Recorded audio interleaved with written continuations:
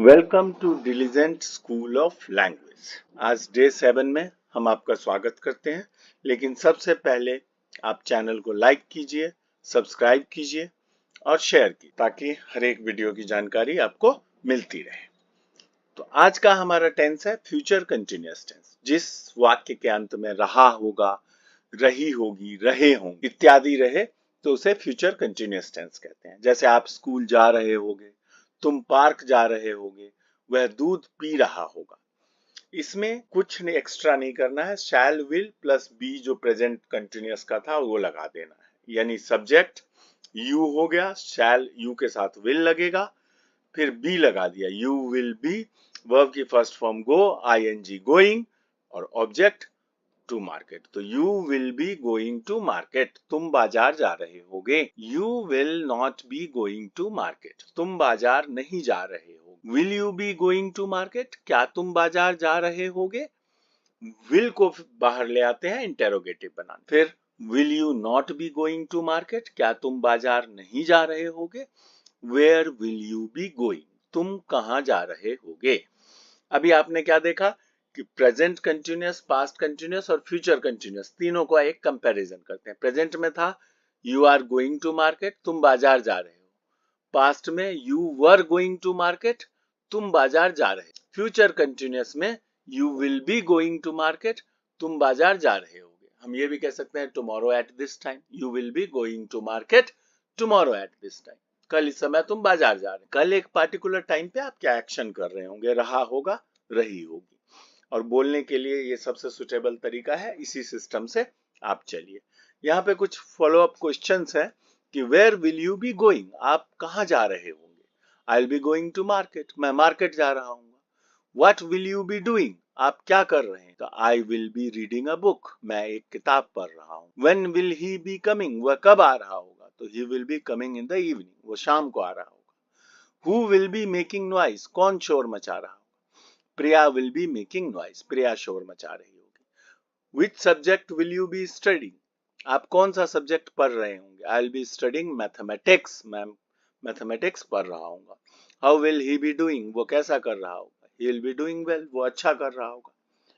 कुछ सेंटेंसेस ऐसे जो बिल्कुल आप कंप्लीट ग्रामर में एंटर करते हैं तो वो सही नहीं होता, तो उतना आपको नहीं लगाना है। स्पोकन के लिए ये फॉर्म आपके लिए बिल्कुल परफेक्ट है, जहां पे आप बात को एक्सप्रेस कर पाते हैं। अब मैंने कुछ और एग्जाम्पल दिया है। They will be watching TV, वो टीवी देख रहे होंगे। They will not be watching TV, वे टीवी नहीं देख रहे होंगे। Will they be watching TV, क्या वे टीवी देख रहे होंगे। Will they not be watching TV, क्या वो टीवी नहीं देख रहे होंगे।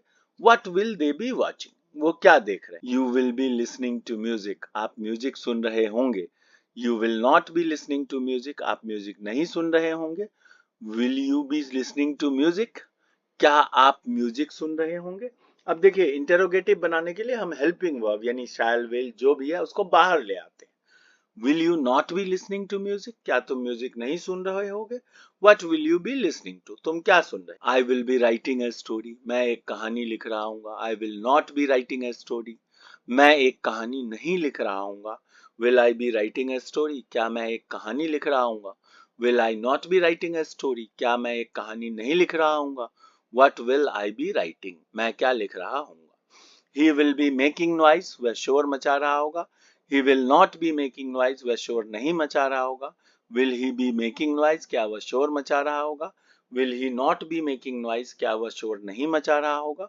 Who will be making noise, कौन शोर मचा रहा हो। तो इस तरीके से आप और भी सारे एग्जाम्पल्स जो बोलते हैं उसमें इस्तेमाल कर सकते हैं। अब देखिए आप एक वाक्य से 30 वाक्य बना सकते हैं। कैसे, जैसे हमारा पहले दिन भी दिया था, यू राइट अ स्टोरी, तुम एक कहानी लिखते हो। सिंपल प्रेजेंट में हो गया, you do not right a story, तुम एक कहानी नहीं लिखते हो। Do you right a story, क्या तुम एक कहानी लिखते हो। Do you not right a story, क्या तुम एक कहानी नहीं लिखते हो। व्हाट डू यू राइट, तुम क्या लिखते हो। अब छठे से आ गया simple past, you wrote a story, तुमने एक कहानी लिखा। You did not right a story, तुमने एक कहानी नहीं लिखा। यही डिड लगा के वर्ब की फर्स्ट फॉर्म जो मैंने पहले भी बताया है आपको। Did you right a story, क्या तुमने एक कहानी लिखा। Did you not right a story, क्या तुमने एक कहानी नहीं लिखा था। व्हाट डिड यू राइट, तुमने क्या लिखा था। अब 11 से आ गया simple future. You will write a story, तुम एक कहानी लिखोगे। You will not right a story, तुम एक कहानी नहीं लिखोगे।